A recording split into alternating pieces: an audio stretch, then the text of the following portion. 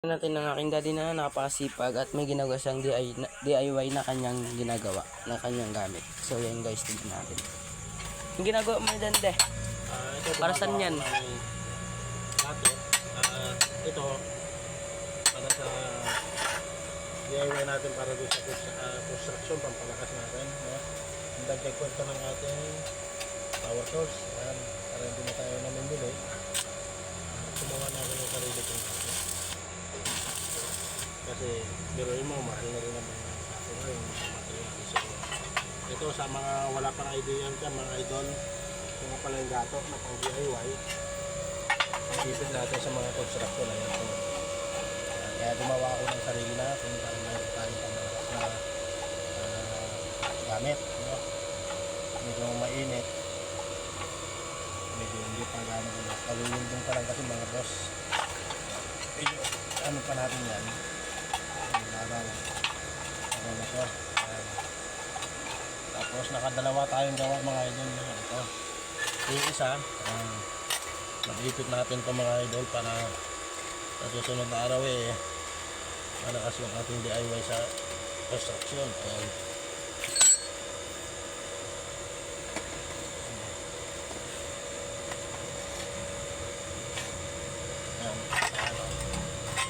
Pagdagdag natin ito mga idol.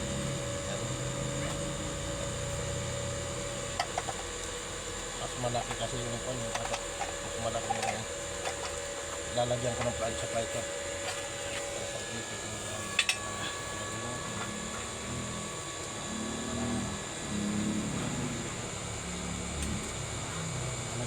Lalagyan pa flat. Lalagyan ko siya ng flat ba marami na ang sisilbing umusok. Marami pa tayo. Nakapagbubutan tayo dalawang gawa. Habang wala tayong mga project mga ito. Nakakapag-DIY tayo. Ito yung isang gatok mga ito, no? Ito yung flat. Ayan.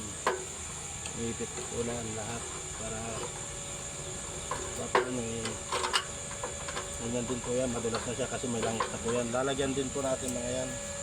Tapos ito yung pang bender natin na mas maganda yung ganito gawa sa bearing mga idol.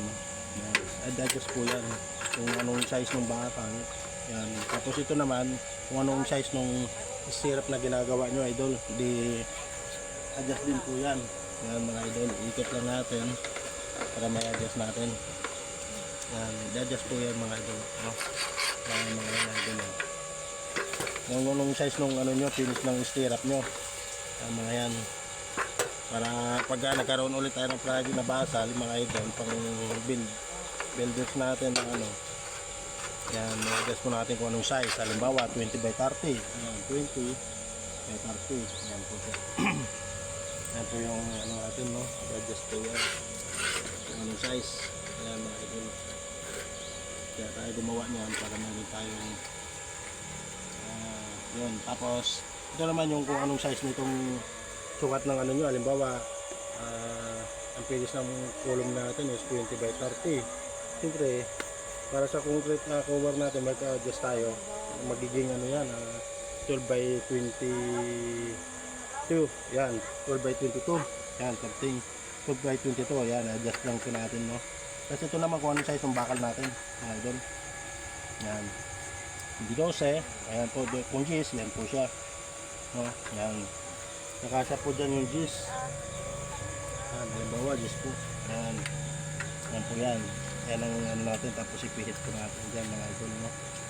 Adjust po yan. Yan, ay gumagawa tayo kasi sa susunod ay hindi na tayo mahirapan mga idol. Tapos ito, talagang nakahagano po siya. Ano po yan, dibiring po siya mga idol, no? Yan, dibiring po yan. Yan, ganyan po yan, no?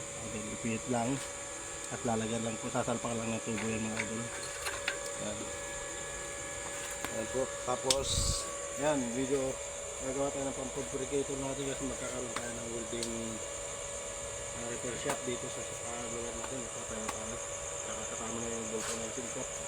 Yan po, makasakaling makatulong ito sa atin mga idol.